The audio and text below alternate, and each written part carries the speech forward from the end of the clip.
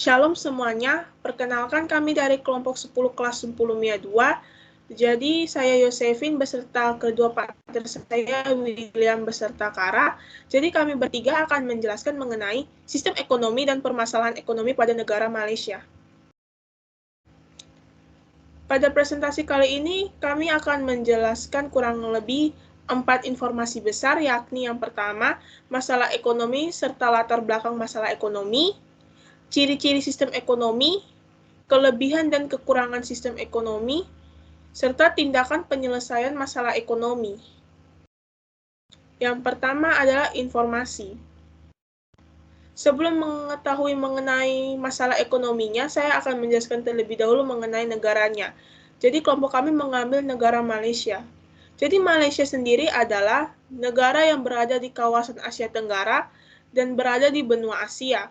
Wilayah Malaysia sebagian besar adalah daratan, yakni Malaysia Barat yang disebut Semenanjung atau Peninsula, dan Malaysia Timur yang meliputi Sabah dan Sarawak. Masalah ekonomi yang terjadi di Malaysia adalah inflasi. Pada tahun 2017, merupakan tahun yang dimana terjadinya inflasi yang paling parah selama 8 tahun terakhir. Tingkat inflasi pada tahun 2017 adalah 4,5%. Selain itu, tahun 2021, Malaysia juga mengalami inflasi karena efek dari pandemi, yang membuat tingkat inflasi menjadi sekitar 4,5%.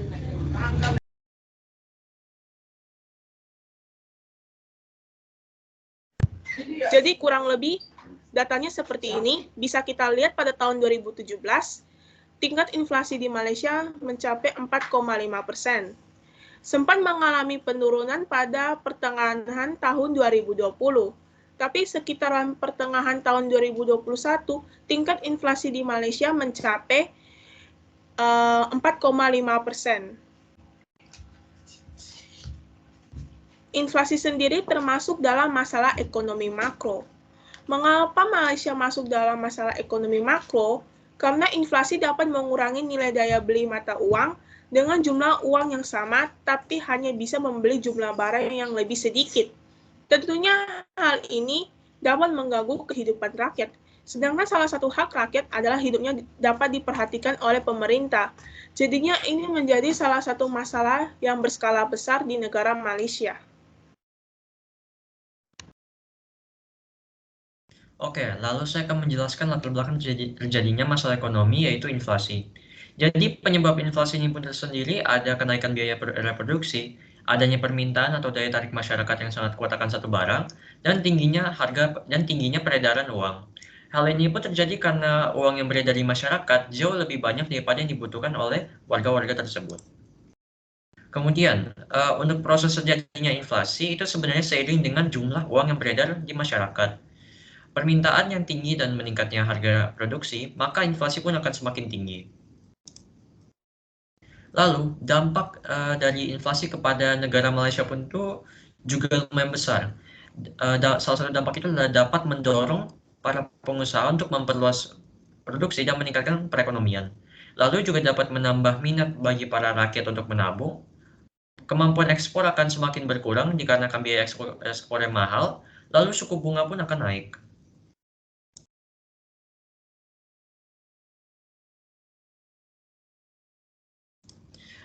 Dan yang seperti kita tahu, sistem ekonomi Malaysia ini memiliki atau menganut sistem ekonomi campuran.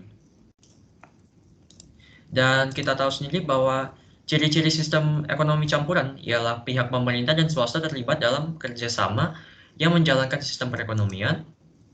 Pemerintah negara tersebut membuat aturan, perencanaan, serta kebijakan untuk memperjalankan aktivitas perekonomian. Kemudian pemerintah memiliki peran sebagai penguasa sumber daya vital dalam semua aspek. Dan yang terakhir, pihak pemerintahan dan swasta memiliki peran aktif dan akan bekerja sama dalam menjalankan dan mengerjakan roda ekonomi negara tersebut, yakni Malaysia.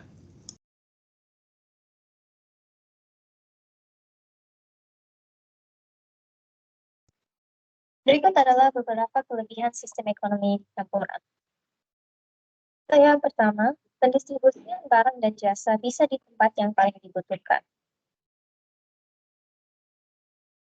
Kedua, mampu memberikan keuntungan kepada pihak produsen sehingga menciptakan efisiensi dalam bisnis. Lalu, mendorong terjadinya inovasi. Dan juga mampu mengurangi adanya kerugian dari mekanisme ekonomi pasar.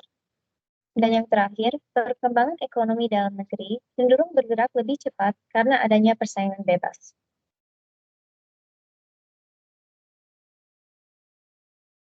Tetapi sistem ekonomi campuran juga ada kekurangannya, yaitu pihak pemerintah memiliki tanggung jawab yang lebih besar. Pemerataan pendapat juga cukup sulit. Pertumbuhan laju ekonomi akan cenderung melambat daripada sistem ekonomi liberal. Lalu, masalah ekonomi tetap tidak bisa dihindari. Yang terakhir, pihak swasta tidak mampu memaksimalkan keuntungannya karena ada intervensi dari pihak pemerintah.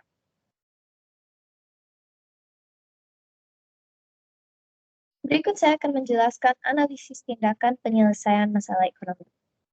Ketika ada masalah ekonomi pada negara tersebut, maka pemerintah dan pihak swasta harus bekerja sama untuk menyelesaikan masalah ekonomi tersebut. Terdapat dua cara untuk menyelesaikan masalah inflasi. Pertama, dengan kebijakan fiskal, yang dimana kebijakan ini dilakukan dengan cara mengurangi pengeluaran pemerintah, melakukan peminjaman kepada negara lain agar bisa menopang segala ekonomi untuk sementara, serta menaikkan tarif pajak. Tapi untuk bagian ini mungkin agak sulit dilakukan, karena menurut kami ketika inflasi terjadi, maka kemungkinan masyarakat bakal banyak yang kehilangan lapangan kerja, serta mereka akan kesulitan membayar pajak yang tinggi. Kedua, yakni kebijakan non-moneter dan non-fiskal, yang dimana kebijakan ini lebih meningkatkan hasil produksi, mempermudah masuknya barang impor, dan menetapkan harga maksimum serta melakukan pengawasan dan distribusi barang.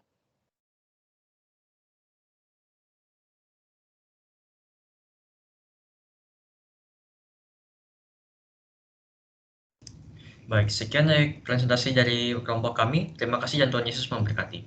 Well, you only need the light when it's burning low.